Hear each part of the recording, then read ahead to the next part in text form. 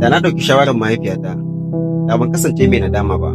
Wannan shine taken labarin mu'amala na yau. Biyo mu cikin labarin. A wani gari an yi wani matashi mai suna Ahmad. Ahmad mutum ne mai burin son samun kuɗi cikin sauri da kuma sauƙi domin ya canza rayuwarsa. To, bayan ya kammala makaranta sai ya dawo gida ya fara neman hanyoyin samun kuɗi. Kasan wata rana sai abokanansa suka zo suka ce da shi, Ahmad, mun samu wata damar kasuwanci, saboda haka kawo kuɗaɗen ka a sanya a ciki za su rubanya nan da wata guda. Ahmad ya yi matuƙar farin ciki da jin wannan labari. Bai yi wata bai je gida sanar da mahaifiyarsa. Ta ce, to Ahmad, kai tsaye ba zan hana ka ba, amma dai lallai ka yi haƙuri, ka ba a hankali ka bincika kafin ka sanya kuɗaɗenka. Na Ahmad samsam bai ji daɗin wannan shawara ba. Nan take ce mata, mama, wannan fa zamani ne, kuma ni nan na san me nake. Ta ce, Ahmad, ba ina nufin na hana ka nemi arziki ba, ina nufin ka ba a hankali, domin ba duk abu mai kyalli bane zinari. Ahmad na wanda ya nisa baya jin kira, cikin Ahmad ya riga ya gama yanke shawara. Washe gari Ahmad ya tattara kuɗaɗensa da ya tara tsawon shekaru ya je ya zuba a cikin wannan kasuwanci. Makonnin farko komai yana tafiya daidai, amma daga baya sai aka fara cin karo da matsaloli.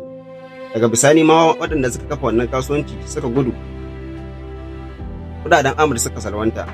Wannan abokan nasa da suka ja hankalinsa kan wannan kasuwanci sai suka daina daga wayarsa. Duniya ta yi masa zafi. Ranar da ya dawo gida cikin damuwa, mahaifiyarsa take tambaye shi dalili. Nan take kwashe labari ya bata. Ta ce masa, Ahmad, ka kwantar da hankalinka, ka gode wa Allah, idan kuɗaɗe ne aka rasa za a iya neman wasu. Amma dai muhimmi a nan shine ɗauki darasi daga wannan. Sun fi da kai gabanta yana mai kuka yana cewa, mama, yi haƙuri ki yafe mu. Na tabbata da na ɗauki shawarar ki da ban kasance mai wannan nadama ba. Masu kallo na da saurare na, sau da yawa muna ɗaukar iyaye kamar ba su fahimci rayuwa ba, amma haƙiƙanin gaskiya shine yawan shekarunsu da gogewarsu a rayuwa na koya musu abubuwan da mu ba mu sani ba. Ba koyaushe shawarar iyaye take hana ci gaba ba, asali ma tana kare mu ne daga faɗawa da na sani. Idan ka ji daɗin wannan labarin, ka yi like, sannan ku yi subscribe ga Mu'amala Talk Show. Tambaya ta gare ku ita ce, shin ka taɓa yin watsi da shawarar wani sannan ka gane cewa daga bisani ya yi gaskiya? Rubuta mu a comment section.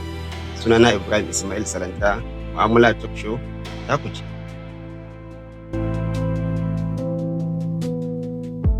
Mu'amala Talk Show.